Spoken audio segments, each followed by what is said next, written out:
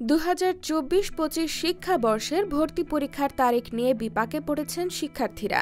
আগামী 22 ফেব্রুয়ারি একই দিনে 3টি বিশ্ববিদ্যালয়ের ভর্তি পরীক্ষা অনুষ্ঠিত হবে।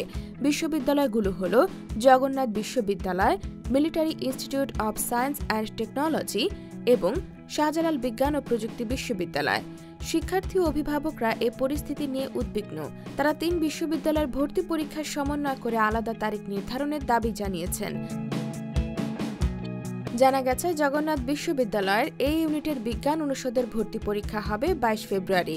একই দিনে military institute of science and technology 2024-25 শিক্ষাবর্ষের প্রথম বর্ষ স্নাতকের ভর্তি পরীক্ষাও অনুষ্ঠিত হবে। অন্যদিকে শাহজালাল বিজ্ঞান ও প্রযুক্তি বিশ্ববিদ্যালয়ের 2024-25 শিক্ষাবর্ষের ভর্তি পরীক্ষাও ওই দিনই হবে।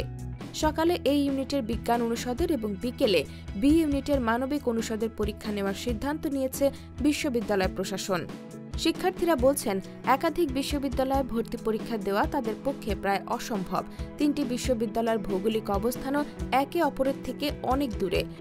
তবে জগন্নাথ বিশ্ববিদ্যালয় ও military institute of science and টেকনোলজির পরীক্ষার তারিখ পরিবর্তনে আগ্রহ দেখায়নি।